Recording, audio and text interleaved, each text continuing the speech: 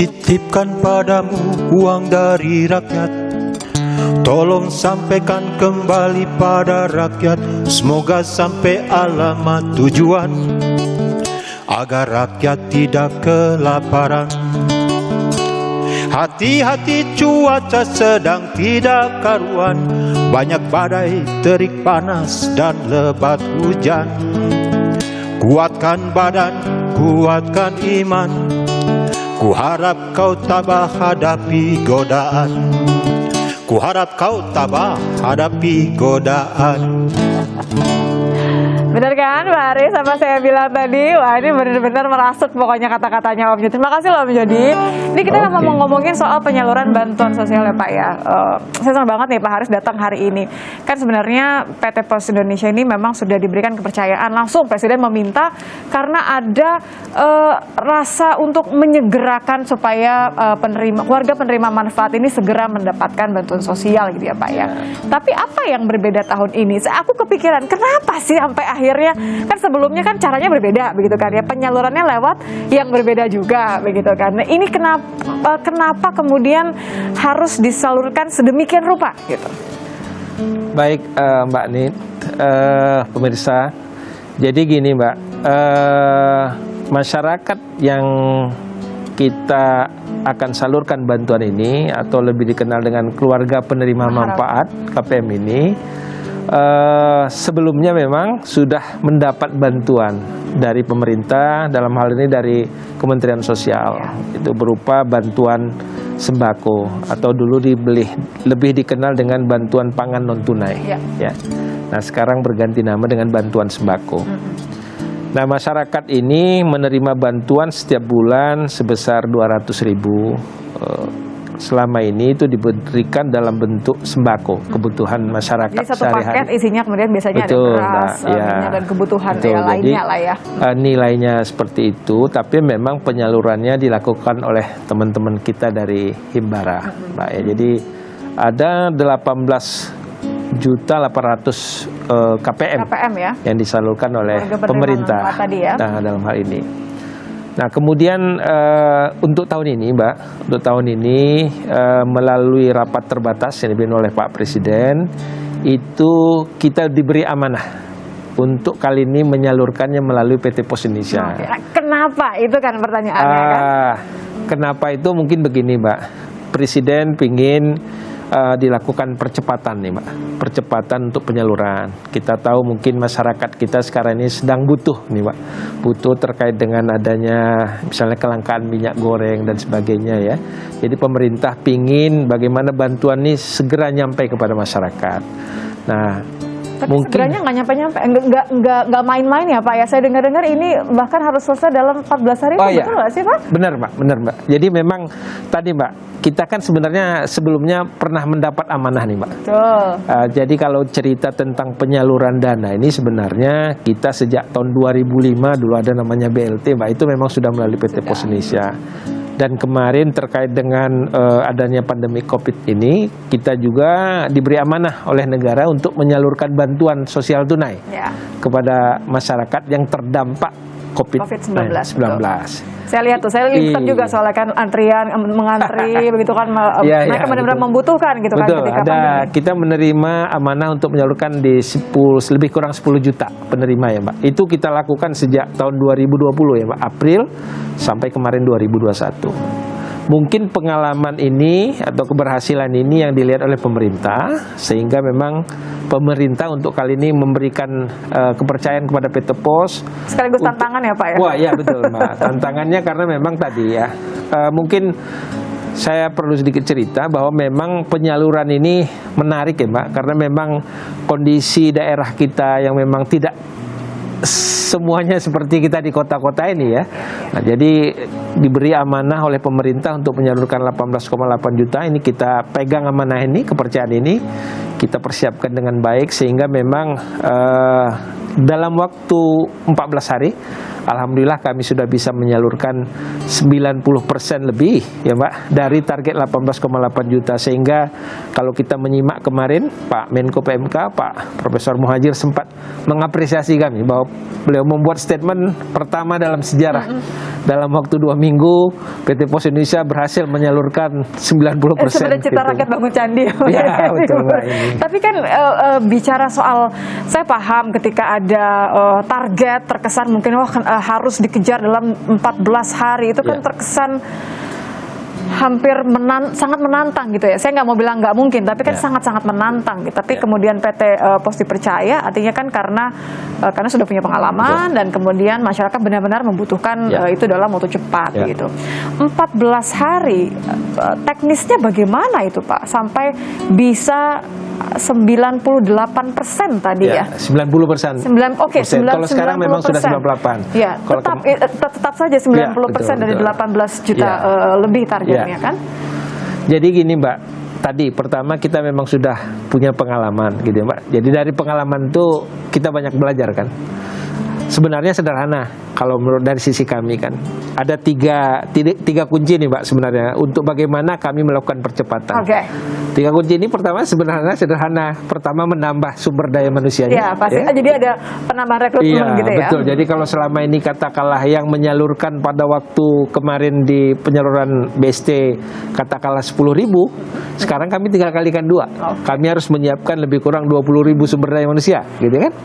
Kemudian strategi kita yang kedua tadi menambah titiknya, Mbak. Jadi gini, Mbak Nin, kami dalam penyaluran ini melakukan 3 pola penyaluran. Oke, apa saja tuh Pak 3 Pertama, polanya? kita salurkan melalui kantor pos, ya Mbak.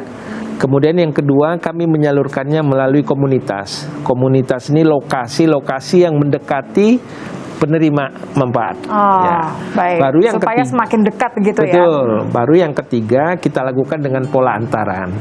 Antar ini maksudnya antar langsung sampai ke rumah penerima gitu. Iya, betul. Jadi pola antaran ini kita lakukan khususnya untuk penerima yang lanjut usia, penerima yang difabel, kemudian penerima yang sakit gitu ya, Pak. Ya ini kita lakukan proses antaran. Jadi kita lakukan dengan 3 pola ini. Sehingga tadi yang saya sampaikan, pada saat kita sudah melakukan penambahan sumber daya, kita melakukan penambahan titik tadi, Pak. Nah, jadi apakah itu menambah titik di komunitas, menambah titik di kantor pos gitu ya, Mbak. Baru yang ketiga sebenarnya menambah waktu, Mbak. Jadi kalau selama ini misalnya dengan penyaluran 10 juta kami tutup jam 8 misalnya kantor kami, ini kita tambah sampai jam 10 malam gitu, Mbak. Jadi sebenarnya itu yang kita lakukan, Mbak ya. Jadi kita memang tanamkan kepada karyawan kami, kepada tim kami bahwa ini amanah dari negara, suatu kepercayaan yang besar. Dan tadi kita luruskan niat bahwa di balik amanah ini ada ini, kepada saat kita bisa memberikan ini dan orang senang, Mbak, ini suatu ibadah nih, Mbak. Jadi ini yang mungkin yang terus kita dorong kepada teman-teman sehingga memang teman-teman tidak mengenal waktu, tidak mengenal lelah gitu, Pak ya.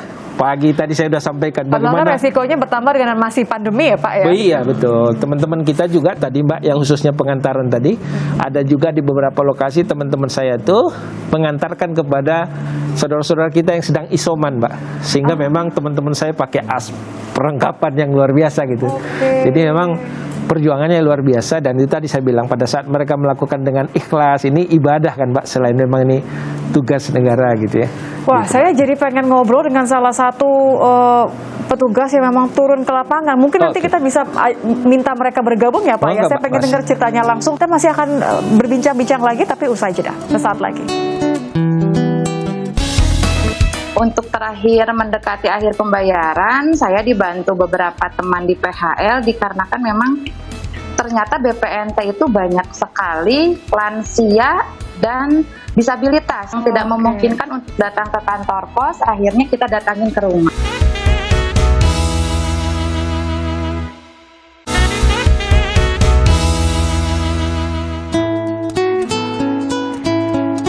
Saya masih nggak kebayang sih, Pak, terus terang Pak Hari, saya masih nggak kebayang bagaimana para petugas pos ini harus mengantarkan ke lokasi, karena kita kan tidak semua tinggal di wilayah yang memang mudah untuk dicapai gitu ya. Memang kadang-kadang harus ada yang menyeberang mungkin ya dalam kondisi seperti ini. Keberatankah Pak Haris kalau saya coba undang satu orang petugas pos? Saya pengen dengar bagaimana sih perjuangannya selama 14 hari ya, Pak ya. Saya boleh bilang perjuangan ya, Pak ya. Mbak, betul. Karena ini benar-benar sampai wah gitu ya. Betul. Semua diberikan gitu betul. ya. Jangankan Mbak Nid ya, kami juga di awal awal dalam saat konsolidasi. Jadi gini Mbak, kami itu setiap hari Mbak, setiap hari melakukan evaluasi. Jadi setiap malam kami mulai jam 7 atau jam 7.30 itu melakukan pikon se-Indonesia untuk melakukan evaluasi dan belajar nih hari ini ada apa gitu kan, kenapa kita tidak mencapai target, karena kan kita tiap hari punya target nih Mbak. Betul. Jadi waktu ke jumlah 18,8 juta itu Mbak, saya udah harus bagi, harus selesai dalam waktu 11 hari malah sebenarnya ya, 11 hari. Jadi Pak, 14 hari aja tuh udahlah sangat mepet. Ini kan dalam rangka memotivasi Mbak. Jadi kita harus punya ini dan kita punya prepare nanti. Jadi tidak langsung kita buat 14 hari tapi 11 hari, sehingga kalau nanti ada yang miss kita bisa lakukan koreksi-koreksi. Jadi ada cadangan hari untuk bisa mengevaluasi ya. Makanya pada waktu kita melakukan evaluasi pikon itu setiap malam, ada satu daerah menyampaikan tadi di awal, Pak, kami untuk ke sana itu 6 hari. Ini di mana Pak? Masih ingat daerah timur nih, daerah timur. Kita juga di mana 6 hari gitu, rasanya kita tidak percaya kan Pak. Jadi, rupanya tadi yang seperti saya contohkan tadi, betapa kawan-kawan itu sudah harus melalui jalan darat. Setelah jalan darat harus nyebrang dengan dulu. perahu, nanti baru jalan lagi Mbak. Ada yang bisa jalan dengan sepeda motor, ada yang memang harus jalan kaki. Jadi ternyata memang tidak mudah Mbak ya, tidak mudah. Dan tadi kita akhirnya tahu bahwa kondisinya Medan itu seperti itu, sehingga pada saat mereka minta izin, Pak, kami 6 hari harus bisa ke sana. Ini belum lagi cerita nanti masalah sinyal, kan kami ada kegiatan geotagging tadi Pak kan, bagaimana mungkin di sana tidak ada sinyal nih, kami harus kembali lagi sehingga mengupdate gitu-gitu ceritanya. Itu juga nanti Nitya akan tanya lebih detail, karena ini kan bagian dari permintaan untuk verifikasi data, pembaruan data ya, karena Bansos ini kan banyak ceritanya. Tapi Nitya pengen dengar deh, Nitya pengen undang, ini aku izin panggilnya Teh Ririn karena dari kantor cabang utama di Bandung, Jawa Barat. Assalamualaikum Teh Ririn. Aduh, terima kasih sudah gabung. Ada Pak Haris di sini. Izin sama Pak Haris, tadi Nitya pengen ngobrol sama petugas yang memang langsung terjun ke lapangan. Teh, gimana keadaan badan sekarang? Pegal-pegal? Udah ini belum? Kerokan udah pakai koyo, udah segala macam. Alhamdulillah ini udah ada waktu 4 hari untuk istirahat. Kemarin kita full dari mulai pertama pembayaran itu hari Minggu, kita selesai di hari Jumat, kurang lebih 20 hari kalau di Bandung sendiri sih. Karena kita ada beberapa susulan-susulan yang harus didatangin ke rumah KPM.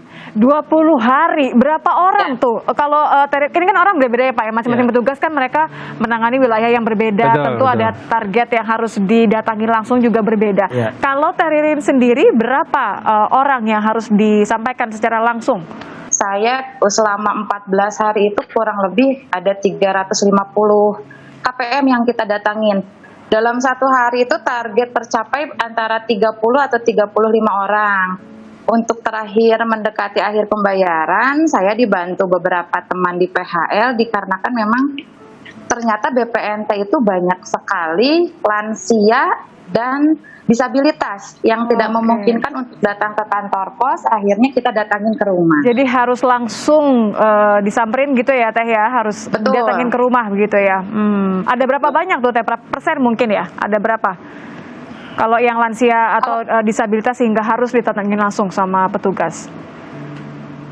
Kalau saya sehari itu maksimal di 25 lansia Mbak didatanginya. Karena itu kan kita berbagai macam kendala, ada kendala cuaca juga, ada alamat yang kurang begitu dikenal. Berarti mulai jam berapa, pulang jam berapa Teh Ririn? Kalau 25 paling tidak ya, 25 orang dalam sehari, biasanya nih mulai berangkat keluar begitu ya, keluar dari kantor jam berapa, kemudian sampai selesai di rumah orang yang terakhir berapa, penerima terakhir jam berapa? Jadi untuk percepatan biasanya saya rekap untuk wilayahnya per kelurahan. Dari per kelurahan tersebut saya rekap kembali per RW dan per RT. Jadi untuk sekali jalan bisa dimaksimalkan jumlah KPM yang akan didatangin Mbak. Biasanya seperti itu. Kadang-kadang saya pun dibantu ketika misalnya satu titik yang akan saya datangin di RT berapa, RW berapa. Saya biasanya minta tolong untuk ketua RT-nya dulu Mbak biasanya. Karena kan ada beberapa kendala, kita susah nih alamat tersebut cuman Jalan Baranang Siang nomor 10 Bandung misalnya. Lengkap gitu itu kan ya. agak susah betul. Paling kalau misalnya memang sudah terlalu tidak diketahui, saya minta bantuan pengurus-pengurus sekitar, Mbak.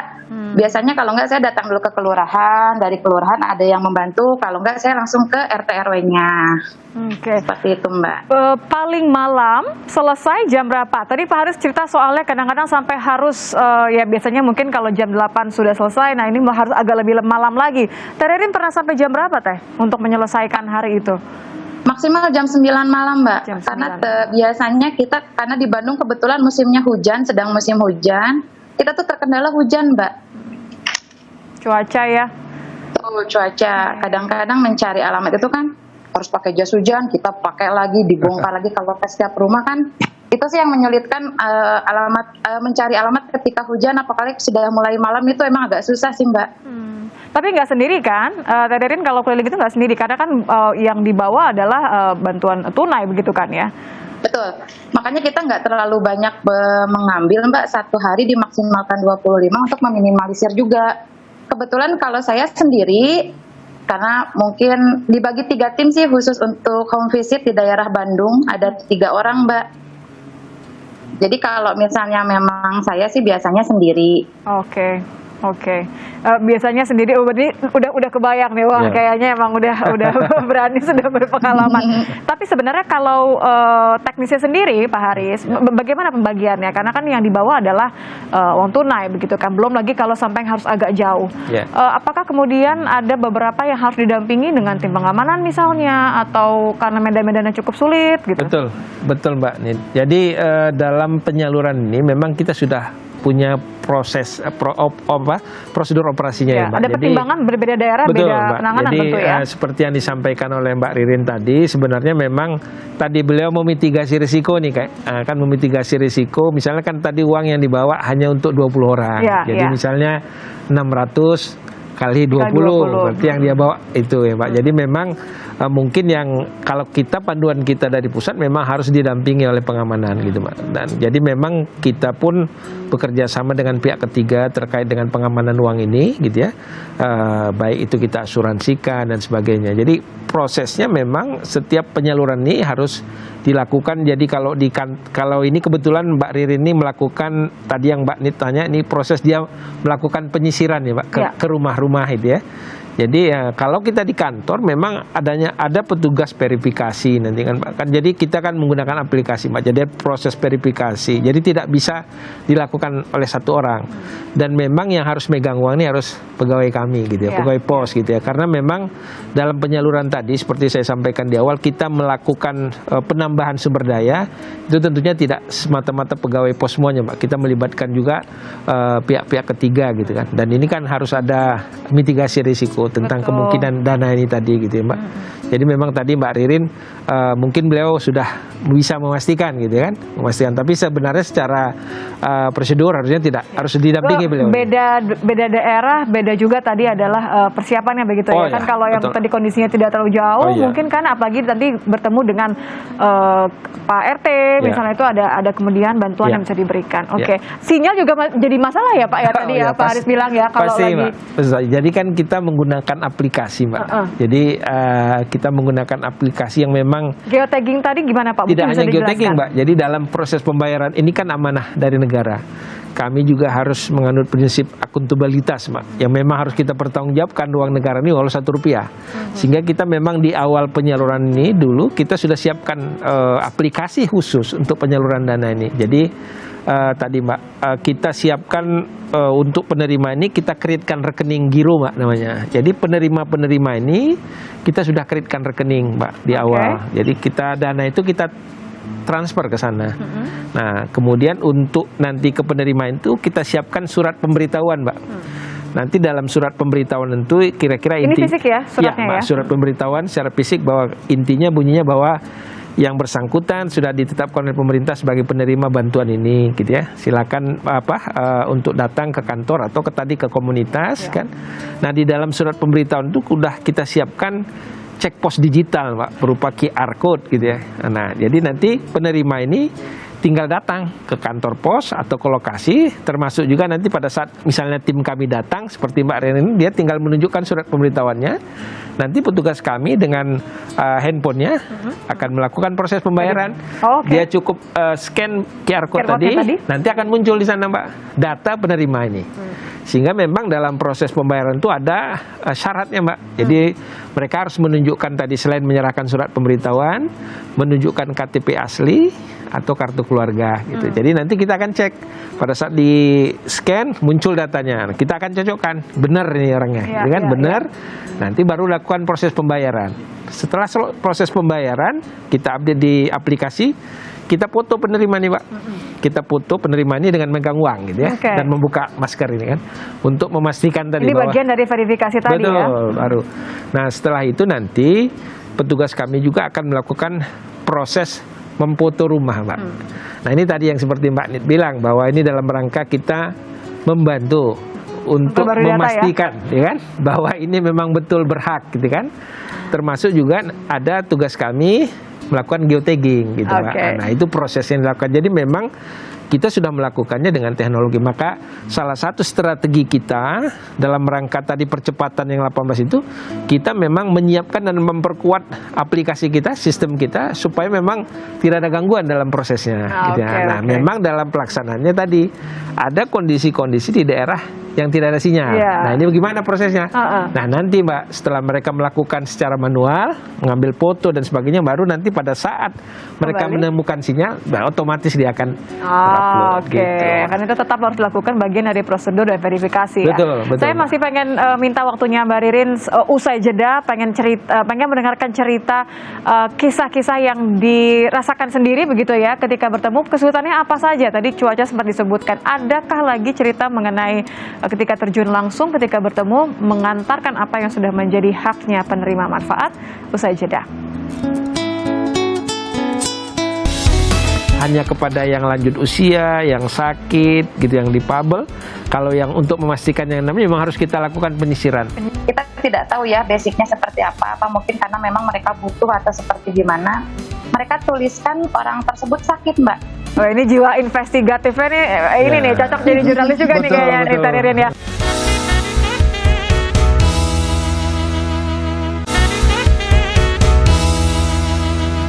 Ribuan insan pos bergerak ke seluruh penjuru negeri, siap menjalankan amanah negara, menyampaikan bantuan sosial tunai kepada berjuta-juta warga agar perekonomian di akar rumput terus berdenyut, agar kehidupan tidak meredup. Na na na na na na na na.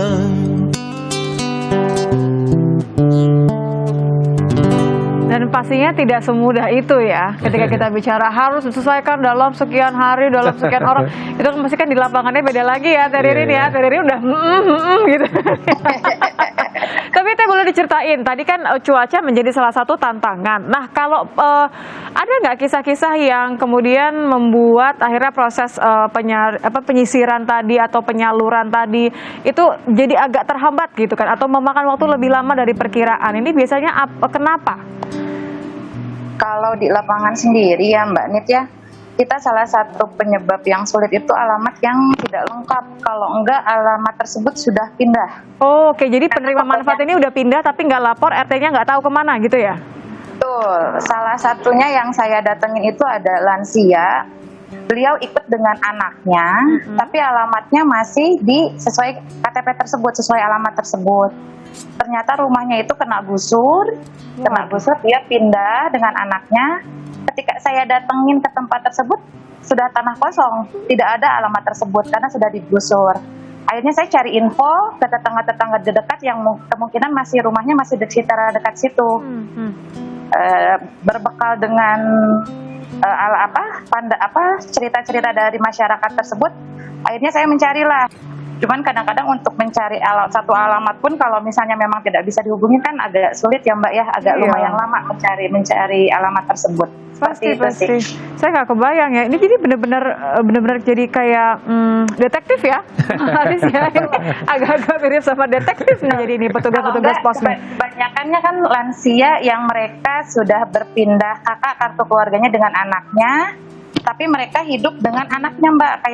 Kayaknya mungkin seolah-olah si lansia tersebut sudah sakit, dibawa oleh anaknya ke daerah yang berbeda, misalnya di KTP tersebut, misalnya dia di kelurahan Sukapura, ketika datengin ternyata sudah ikut dengan anaknya di kelurahan Cibaduyut, misalnya seperti itu. Ada, Mbak, beberapa. Jadi kita harus mendatangin di mana lansia tersebut ada.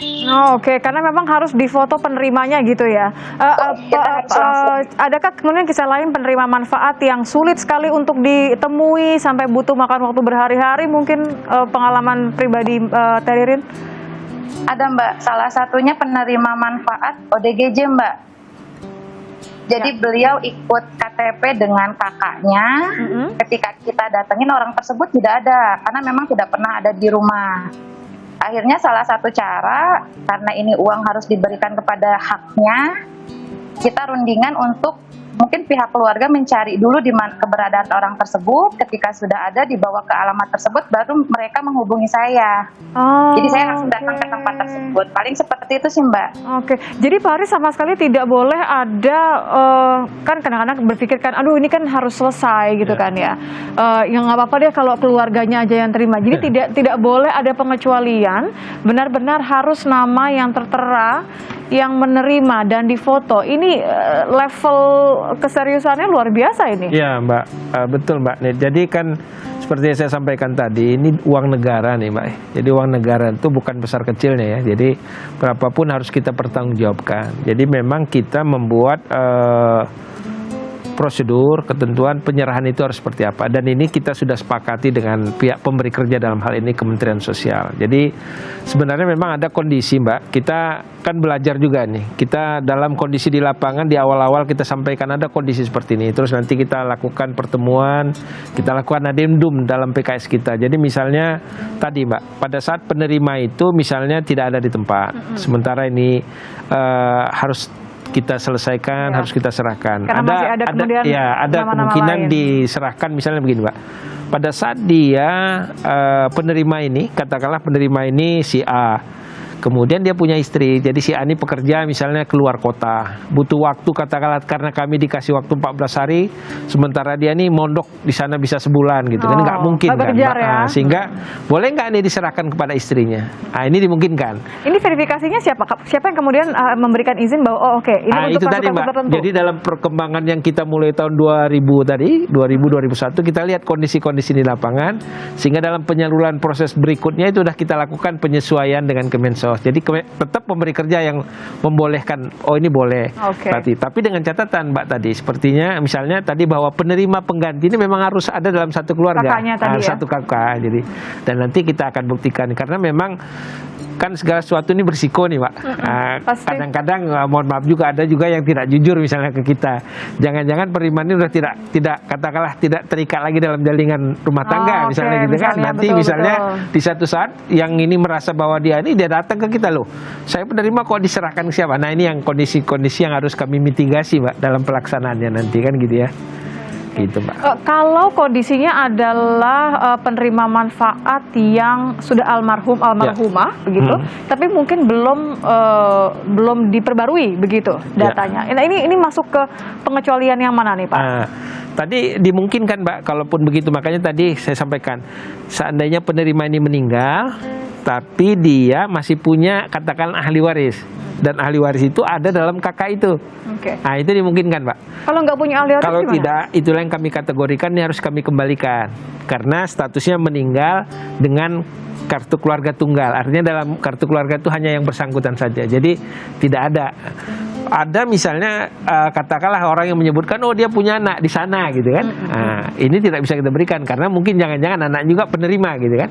Jadi untuk kondisi yang tadi meninggal tanpa ada ahli waris atau katakanlah istilah kami kartu keluarga tunggal itu tetap harus kami kembalikan kepada Kemensos. artinya kan ini kan proses kan terus berlanjut gitu ya Pak ya. Ada beberapa kendala ya itu pasti gitu. Nah, dalam sisa waktu terakhir ini berarti berapa yang belum terselesaikan dan rata-rata penyebabnya itu apa Pak? Apakah karena memang tadi yang sudah perbarui data ternyata memang tidak ada ahli warisnya atau karena tidak bisa ditemukan? Ya, baik Mbak Nit dan pemirsa. Jadi gini Mbak, kami mendapat amanah di 18,8 juta keluarga penerima manfaat. Sampai posisi terakhir kemarin, alhamdulillah kami sudah berhasil menyalurkan di 18.200.000. Oke. Jadi ada tersisa lebih kurang 500 sampai 600.000 ya Mbak. Nah ini sesuai dengan amanah yang diberikan kepada kami juga harus seperti yang tadi yang saya sampaikan, kita sudah harus memastikan penerima ini yang 600 ini kenapa tidak terbayarkan. Makanya kita lakukan pola penyisiran Mbak ini. Jadi kita datangin. Jadi kalau tadi di awal konsep kita yang kita lakukan proses antaran hanya kepada yang lanjut usia, yang sakit, gitu, yang difabel. Kalau yang untuk memastikan yang namanya memang harus kita lakukan penyisiran ke lapangan lagi. Gitu ya. Okay. Untuk ini juga dilakukan oleh Mbak Ririn juga berarti ya penyisiran mungkin, juga. Ya. Okay. Nah jadi setelah kita lakukan penyisiran barulah kita akan tahu Mbak. Dan dari evaluasi kita dari 600-an ribu ini sudah bisa kita update posisi kemarin sambil terus berjalan nih Mbak. Karena memang karena kondisi Medan yang ini tidak mudah juga untuk 600.000 ini Mbak. Jadi tadi pada umumnya yang sudah kita dapatkan data ini tadi Mbak, ada kondisi misalnya bahwa penerima ini meninggal dengan kartu keluarga tunggal. Kemudian penerima ini pindah tanpa alamat yang jelas gitu ya. Kemudian ada juga penerima ini adalah pegawai negeri, anggota TNI gitu Mbak, ABRI. Jadi ini nggak boleh juga gitu ya. Okay. Kemudian ada juga beberapa alasan penerima ini udah menerima bantuan. Ini menarik nih Pak. Saya mau tanya ke Teririn ya. Teririn pernah nggak kemudian ketika kan di mana-mana selalu kita dengar permasalahan soal verifikasi data bansos gitu kan ya. Ini kan juga hal yang harus terus kemudian diperbaiki. Mbak Ririn sendiri pernah nggak mengalami ketika datang ke lokasi ternyata wah seharusnya tidak lagi menjadi penerima nih gitu kan, atau memang penerimanya sudah tidak ada, jadi sehingga Mbak Ririn harus berpikir ulang untuk kemudian saya harus seperti apa gitu. Pernah nggak Mbak Ririn seperti itu? Pernah Mbak. Jadi kita selama pembayaran di kantor pos maupun pembayaran di komunitas, khusus untuk lansia sakit kan kita sortir Mbak, nanti diadakan home visit ke rumah. Kebanyakan kita tidak tahu ya basicnya seperti apa mungkin karena memang mereka butuh atau seperti gimana, mereka tuliskan orang tersebut sakit Mbak dengan keadaan kakak tunggal dan lansia. Ketika saya datang ke rumah, saya tidak datangin dulu ke rumah langsung, biasanya saya bertanya dulu kepada tetangga untuk cek apakah benar ibu tersebut meninggal atau tidak. Ketika saya datangin langsung ke rumahnya kan saya bisa langsung nembak, Ibu, mohon maaf, ini kenapa orangnya sudah meninggal, tapi dimasukkan ke dalam home visit dan disebut sakit. Betul. Itu banyak saya datangin, Mbak. Banyak saya temuin juga. Oke. Jadi harus pakai ini juga ya, strategi juga ya ketika verifikasi ya. Strateginya Mbak. Karena ya ada saja mungkin alasan kondisi gitu ya, Teririn ya. Betul. Kadang-kadang kita langsung datangin ke rumah kan kita nggak pernah tahu, bisa aja siapa yang dibawa ke rumah dianggap seolah-olah ibu tersebut gitu Mbak. Tapi kalau dengan kita cek langsung ke tetangga atau ke aparatur sekitar kan kita bisa cross check bahwa orang tersebut sudah meninggal atau belum. Oh, ini jiwa investigatifnya nih, ini nih cocok jadi jurnalis juga nih kayaknya nih Teririn ya. Luar biasa. Tapi kalau misalnya dalam kondisi seperti itu, apa yang kemudian dilakukan akhirnya? Ternyata kan ada ketidakjujuran gitu ya Pak Haris ya. Ada ketidakjujuran. Bagaimana? Apakah kemudian langsung diputuskan saja bahwa berarti sudah tidak layak kami bawa kembali uangnya untuk dilaporkan ke Kemensos gitu? Atau sempat ada yang drama-drama gitu nggak, Teririn? Enggak, biasanya saya langsung memberi pengertian kepada keluarga tersebut karena di awal pun kita sudah beritahu apabila kakak tunggal dan orang tersebut sudah meninggal itu tidak bisa menerima karena tidak ada ahli waris dalam kakak tersebut. Adakah yang sampai nggak terima kemudian ya saya sih berharapnya tidak ada pengancaman ya, tapi kan selalu ada resiko itu ya gitu. Teririn pernah mengalami hal seperti itu? Alhamdulillah kebetulan enggak, karena mungkin kita menjelaskannya juga dengan baik-baik, dengan secara apa ya Mbak, lah istilahnya. Mungkin saya bilang saya juga ngerti, mungkin ibu kayak gini karena ibu butuh bu. Tapi karena kan saya juga ada tanggung jawab terhadap ini kan uang negara, jadi takutnya ketika misalnya nanti kalau ketahuan juga kan Mbak harus mengembalikan karena Mbak bukan yang berhak. Paling seperti itu saya Mbak bilangnya. Alhamdulillah kalau semuanya lancar ya. Teh Ririn, terima kasih sekali sudah berbagi ceritanya.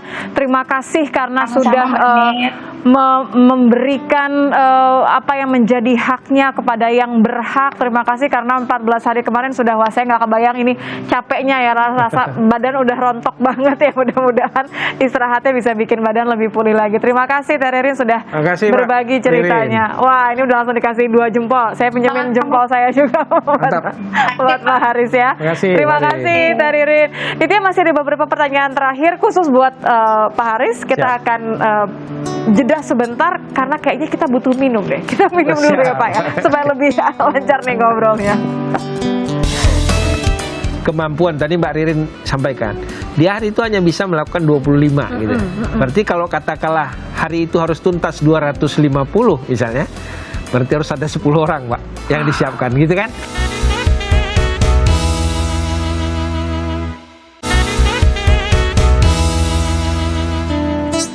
Wah, luar biasa banget ya Pak. Saya ngebayangin ini ada total ada berapa banyak Pak? Berarti kan sekarang orang-orang seperti Teh Ririn tadi yang jumlahnya sudah bertambah 2 kali lipat untuk mengejar target 14 hari tadi. Iya.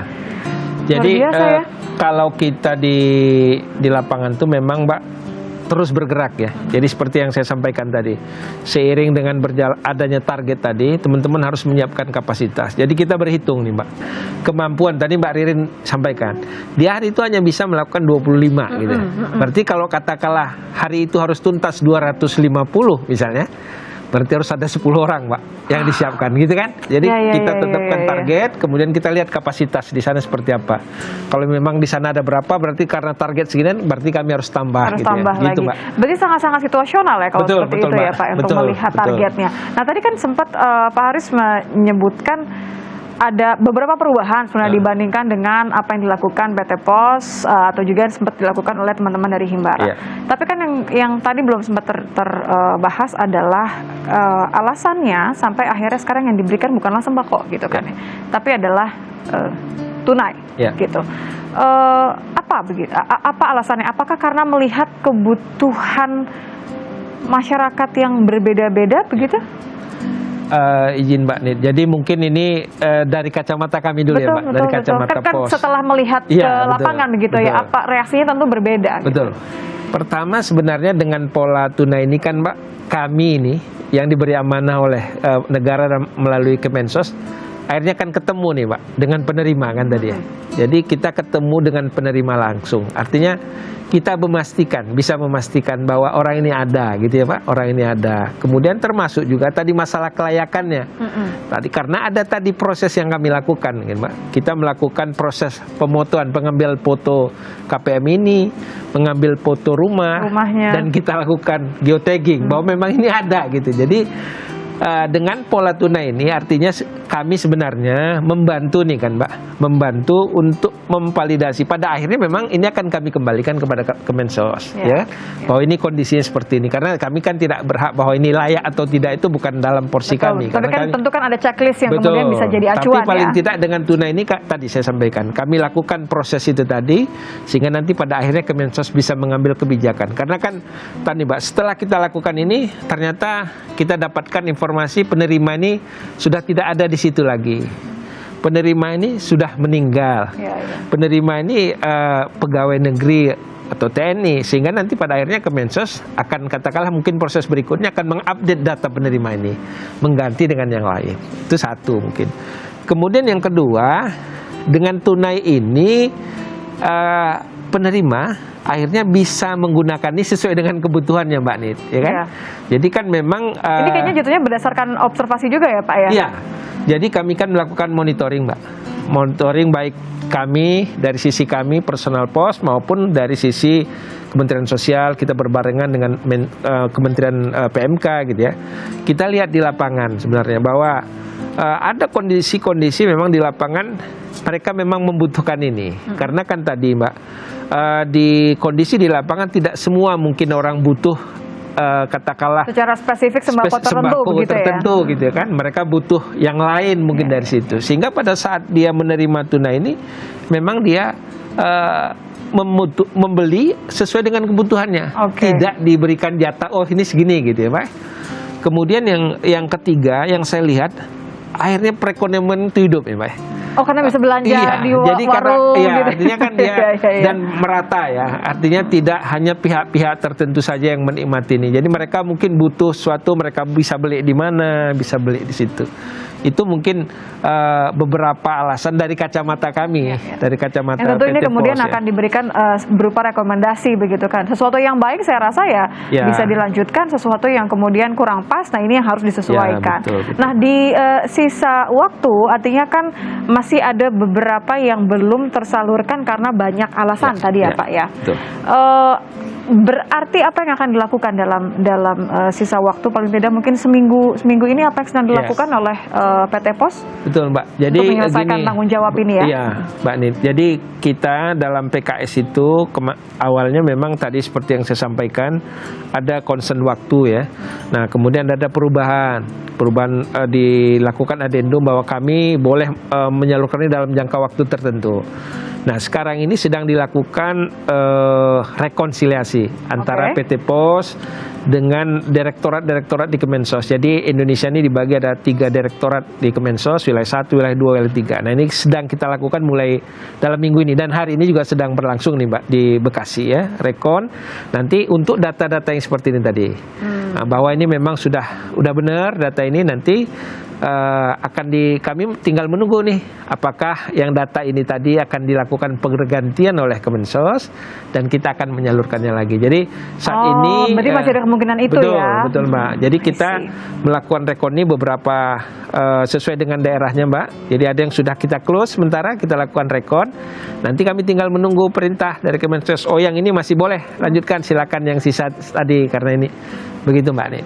Oke, jadi rekonsiliasi dulu, kemudian memastikan bahwa apakah masih ada yang harus disisir begitu ya, ada yang mungkin datanya bisa diperbarui dan diantarkan kembali, atau juga memang harus ada proses handover begitu ya. Oke, kalau bisa dibilang, saya boleh tanya satu kata yang menggambarkan penyaluran selama 14 hari yang sampai 90% target itu apa Pak? Kalau Pak Haris bisa menggambarkan dalam satu kata, sulit ya Pak satu kata ya, atau dalam satu kalimat gitu. Bagaimana Pak Haris menggambarkan perjuangan teman-teman petugas PT Pos yang sudah, wah ini saya harus pinjam jempolnya semua kru yang ada di sini ya kayaknya untuk memberikan two thumbs up kepada para petugas yang keren banget, ini benar-benar pengabdian gitu. Dulu kami punya tagline Pak. Tagline itu bunyinya kami hadir untuk Anda gitu. Jadi keberadaan Pos ini memang hadir untuk negara ini Pak. Jadi karena kami juga bagian dari negara ini, ya ini tadi kami laksanakan tugas amanah ini dengan sungguh-sungguh dengan target waktu yang tadi. Jadi kami PT Pos hadir memang untuk Indonesia. Terima kasih Pak Haris. Sampaikan salam dan terima kasih saya untuk teman-teman petugas Pos yang sudah berjuang luar biasa kemarin selama 14 hari dan mungkin masih akan bertambah lagi tergantung kondisinya. Tapi yang jelas apa yang dilakukan petugas Pos sepenuh hati, apalagi ini tanggung jawab yang tidak main-main di tengah masih banyaknya berita-berita miring, tapi saya yakin ada kepercayaan besar kepada petugas Pos untuk memberikan apa yang sudah menjadi hak para penerima. Terima kasih. Terima kasih Mbak. Pak Haris sudah ngobrol-ngobrol sama Nitya hari ini. Nitya akan menutup dengan lagu gubahan Om Jody. Ini bisa nggak dikasih kira-kira judulnya apa nih? Iya, saya selalu rindu dengan teriakan Pak Pos. Jody Pos ya. Ini pasti bawa surat cinta dari pacar ya. Oh, iya. Silakan Om Jody. Terima kasih sekali lagi Pak Haris. Terima kasih Mbak Nit. Kemanakah pergimu wahai para insan Pos? Ku rindu teriakanmu dari halaman rumah. Adakah kau tersesat saat cari alamat? Lantaran jalan bersusun dan bersimpang-simpang, ataukah dirimu menemu jalan buntu? Sebab kini banyak alamat palsu. Da-da-da-da, da-da-da-da-da. Kemanakah dirimu kini berada. Masih terngiang teriakanmu pos-pos. Mungkinkah dirimu setelah beristirahat seraya menyaksikan laju zaman yang menderu, membawa semua beban-beban tugasmu ke dalam email dan media sosial. Pos, pos, pos, oh pos, pos, pos, teriakanmu menghilang. Pos, pos, pos, di bawah arus zaman. Oh pos, pos, pos, pos, pos, saat mau menghilang, sapaanmu menghilang. Oh pos, pos, di bawah kemarau panjang. Pos, pos, pos, waktu menyembunyikanmu. Pos, pos, pos, aku rindu panggilanmu. Pos, pos, Nitya pos, oi. Pos, pos, pos, pos, Ridwan pos, Dodi pos, pos, pos, pos, pos, pos. Di manakah dirimu kini berada? Wahai Papos, wahai Papos, wahai Papos, wahai Papos. Pos, pos, pos.